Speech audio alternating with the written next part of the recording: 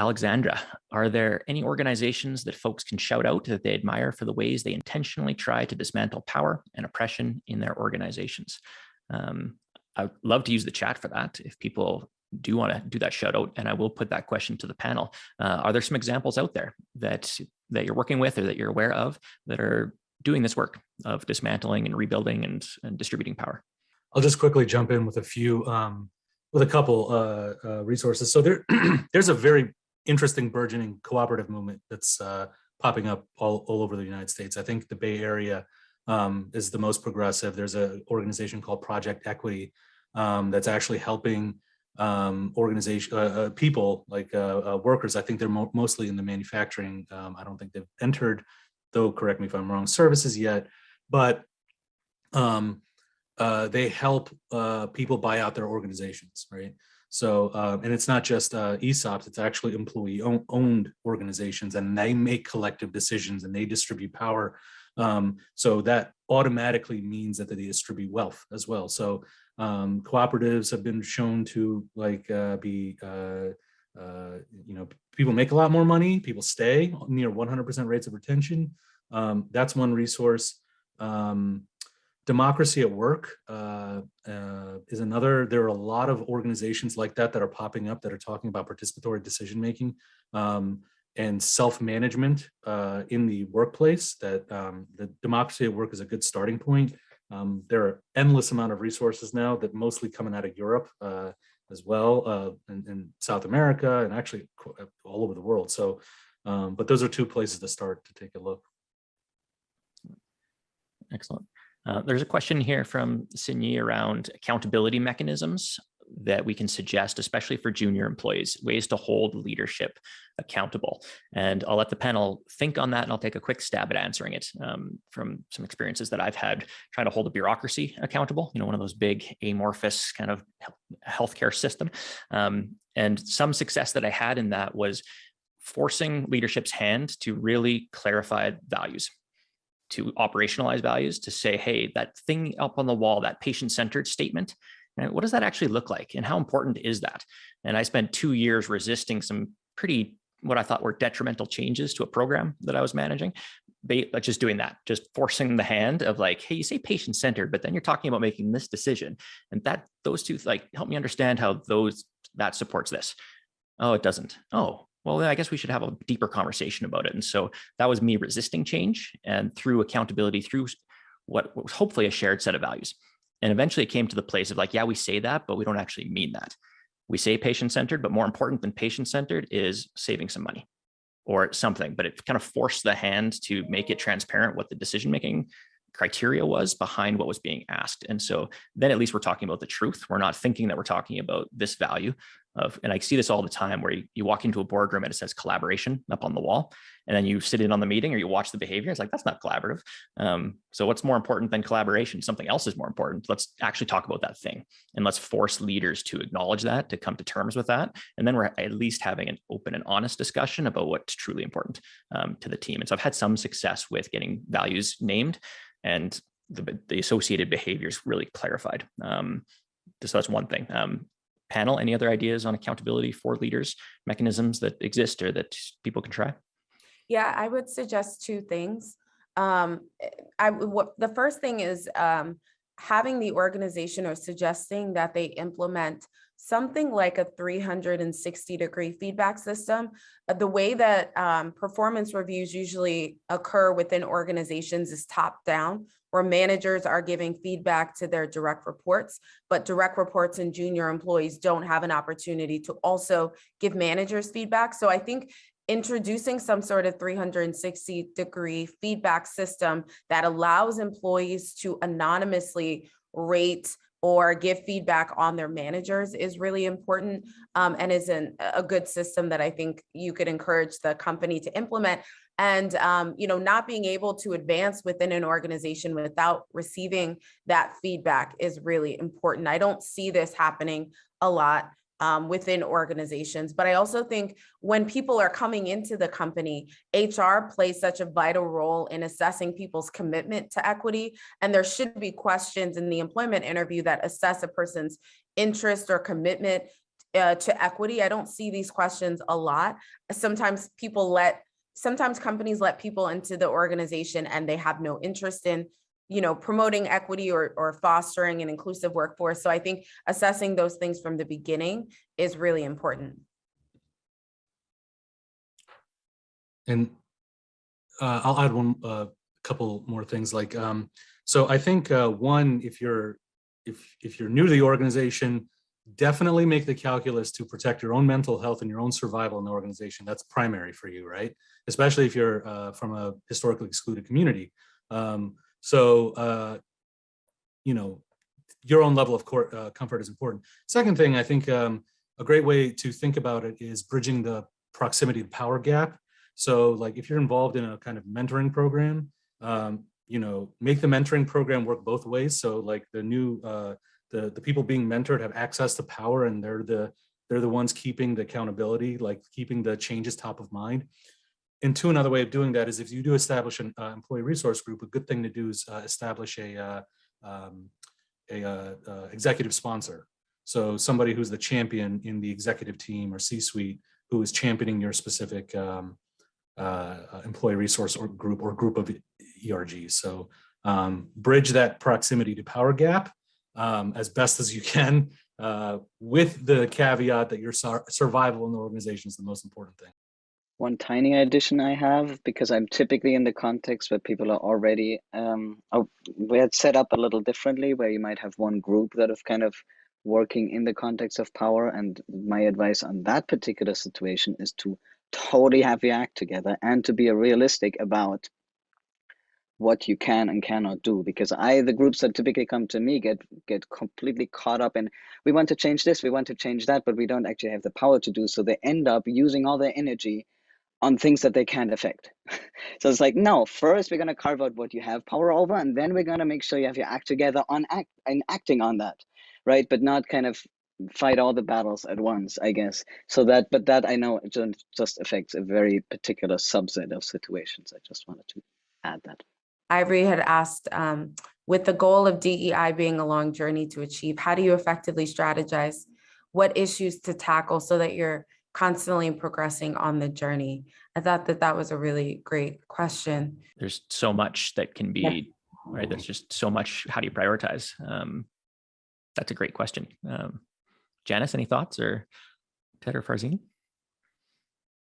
Yeah, I think it depends on the organization. I think doing something like an equity audit is helpful, where you're looking at the structures and systems and the ways that the company does things. So what is the process to hire people? What is the process to promote people? How do you develop employees? And looking within those processes to see where there are holes in the process and where the process could get better. But the problem is junior employees don't have a lot of power to change the structures. If you don't like the way that you are, if you don't like the performance management system or tool that's being used, I don't know if one employee can change that, but I think collectively coming together, you do have a lot of power. So I would say assessing the structures within the organization and the systems in which things are done to see where the most attention should be put. And I do think it's important to do things sort of like one by one, because I think where companies, I don't want to say fail, but where companies sort of have missteps is where they try to do too many things at one time. I'm a firm believer in focusing on one thing and doing it really well, and then kind of moving on to something else versus trying to tackle so many things at one time. So I think really figuring out where are we, is it that we're letting toxic people into the organization? So how do we make sure that we're stopping them at the door? How do we make sure that we're holding them accountable? And what is the best way to do that? So I would say determining what the most pressing systemic issue is, and then figuring out what sort of interventions you can create to address that. So it might be the culture is toxic. It could be leadership. And how do you hold them accountable is an important question. Do you have anonymous systems where people can give feedback? Because I don't see that a lot, where people have completely anonymous channels to share their experiences. So that was kind of long-winded, but hopefully it was helpful, Ivory. Yeah, no, I think you're on point with that. And it's interesting. That's a lot of the initial workplace consulting work that we do here at the ALICO, is to create those anonymous pathways to get the true experience so that we can consolidate it and help organizations prioritize, figure out which problems to prioritize. And they're coming from the employees, not the leader, right? Because the leader's viewpoint into what the problems are always inevitably different than what the actual experience is of everybody else in the organization. And so I like that, maybe taking a step back and assessing, doing a little bit of assessing, because sometimes we charge off on what feels like the most important thing, and we're chasing oftentimes symptoms of problems of that we could put our attention to something a bit deeper and more foundational. So that's a great advice. Yeah. There's more questions rolling in. So go for it, Farzin. Yeah. I want to compound both of what you said. I see that exactly the same thing when we do our DEI surveys. The thing I want to add is that people are experts in their own relationship with the society, right? They know what they're experiencing. We don't have to gaslight them to say you're not doing this, right? What the expertise comes in is figuring out, collecting this data and saying, oh, you know what? This intervention goes deep, and it may have like address 2 or 3 concerns that one little change may have a, maximum amount of, output, kind of positive sort of outcomes from it.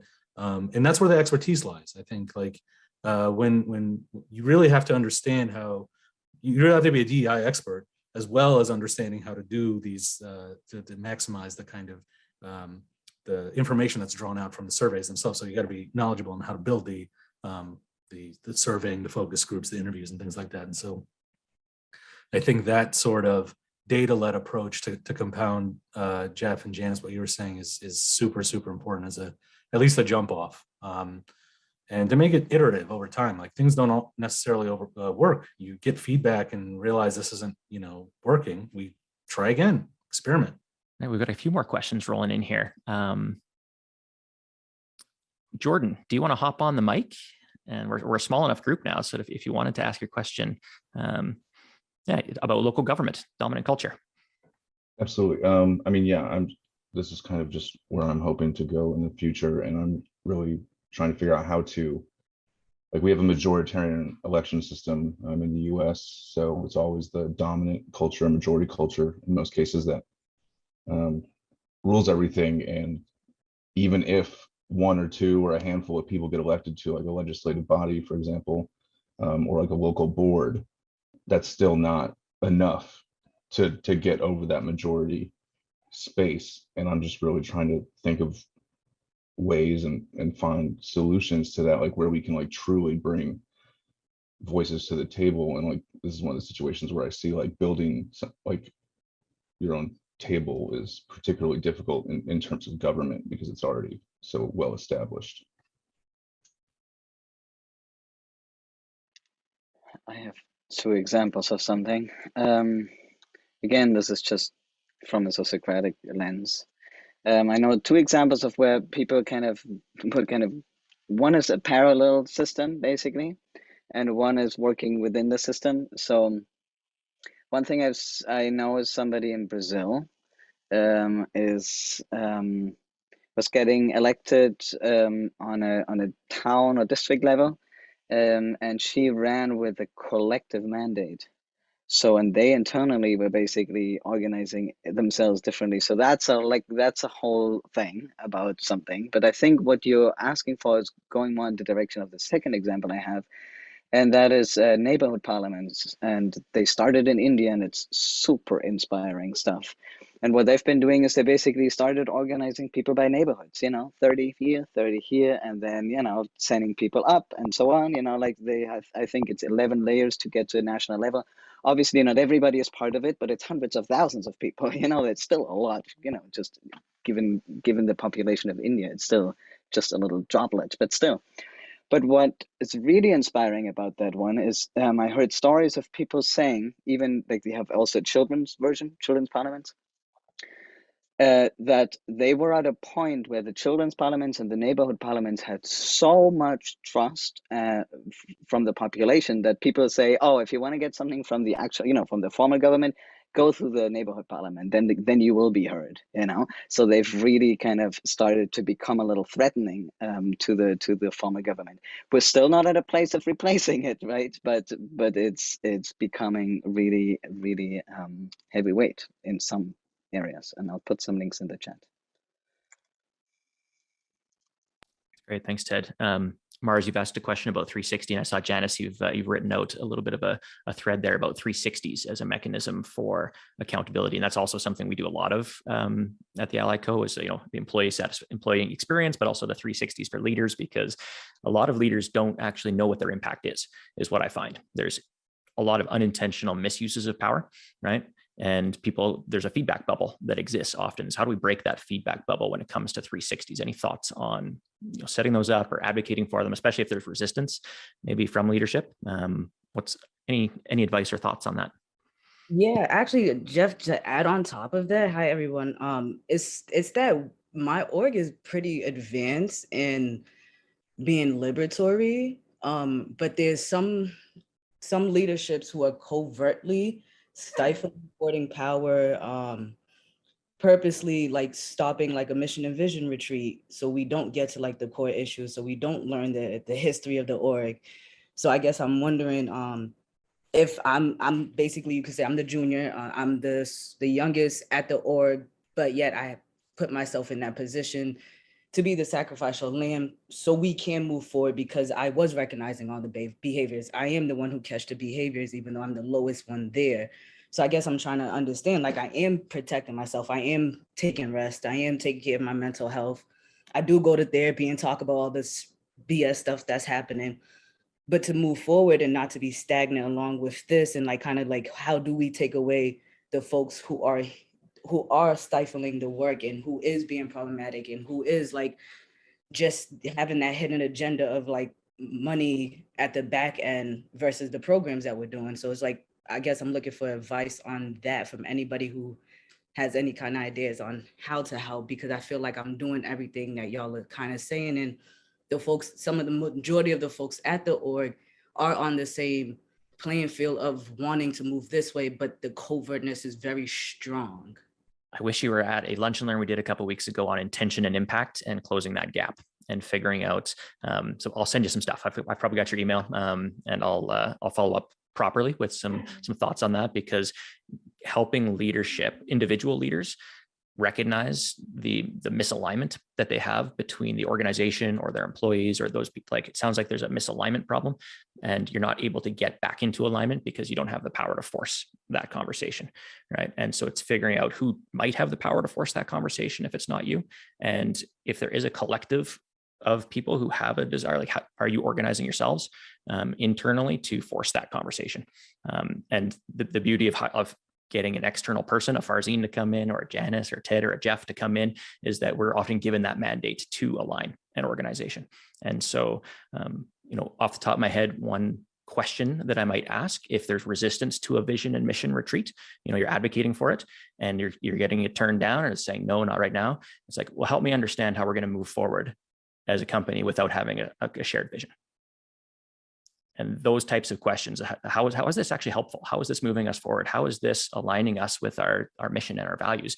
Forcing leaders to interrogate that. It's like, actually, you're right. We need a shared vision and mission. Okay, well, starting from there, it doesn't have to be a retreat. We don't have to spend 3 days offsite with a facilitator to do that work. We can do that work in a different way. And so it's prioritizing the work, because oftentimes leaders will stop the mechanism and they'll get in the way. They'll throw stuff in the gears of the actual, like, oh, we don't have the budget to go offsite. We don't have the budget to do X, Y, or Z. It's like, okay, there's 1,000 ways to build a vision, right? And to do that work.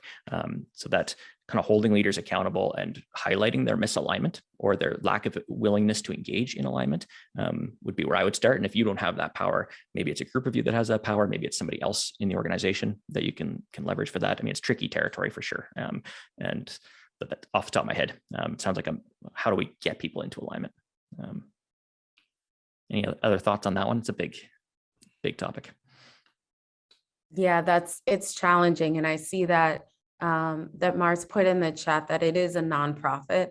which I think makes it even more challenging in nonprofits, because that is a whole different sort of animal when you think about it. But I would ask if it doesn't, I'm guessing the answer is no, but I would first ask if there's ways for you to give feedback in an anonymous way. It doesn't sound like there is. I'm making an assumption, but I would say some of the organizations I've worked with, I've seen how helpful that can be, those anonymous channels where employees are able to write things in and give feedback, and then someone in HR or someone within the org gets that feedback, and so they're able to address it. But it seems like there may not be that system in place, and if you do write something, there may be, given what you've shared about your positioning in the company, there may be a way to trace it back to you if you give that feedback. So I think it's that situation is really difficult, but I do think having someone external come in can oftentimes shake things up a little bit, because when we come into organizations, we don't know about the politics and the dynamics and all of those things. So sometimes we come in for a very specific purpose to like realign the folks. Like, I love the word that Jeff used as far as alignment. And so I think that might be great. Also sharing resources with leadership, but again, and finding those people that, I don't know if there are those people in your organization that are more open to change, or those change makers, because sometimes there are those people that do have power that you can align yourself with or chat with, who you can come together with to try to create change. But I'm not sure as far as like the structure, if you have those channels or outlets for communication. But I do think that maybe having someone outside come in to help with the realignment can be really helpful, because that person that comes from outside may say the exact same things, Mars, that you might have been saying, but it's coming from someone different. For whatever reason, leadership might be more receptive to it. I hope that was somewhat helpful, maybe not as much, but please keep us posted if Mars, if you could connect with us on LinkedIn, and please keep us posted, because I would love to get an update on it, because I know it's hard, especially at nonprofits. Yep. No, for sure. Thank you. It was very helpful, and I will definitely stay connected. Yes. Thank you for coming. Yeah, for sure. Excellent. Well, I've now used 20 minutes of everyone's time letting this thing run. And I actually, today's a huge day for us. We've got a big webinar coming up in about an hour. So Cedar. So thank you for throwing that in. Power is relational, even though we often don't think of it that way, or we might see it as something else, but it's always relational. It always exists in relationship with an organization, a person, a system. It's part of that felt experience. So I would definitely recommend checking out Cedar's work, rightUseOfPower.org. I don't know when the next training is. I know there was one recently, but it's coming up probably in the next few months. Cedar can maybe throw a link in there to that, because that's honestly, there's been a few things that have been helpful in my journey through the nonprofit sector into the kind of the world of consulting. And it's been the Right Use of Power framework. It's been nonviolent communication, the work of Marshall Rosenberg.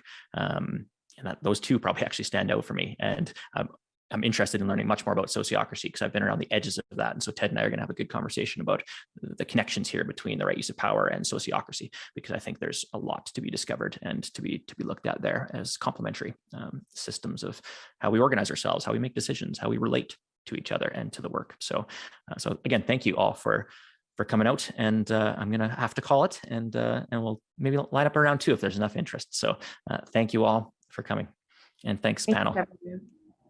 Have a great Thursday. Bye, everyone.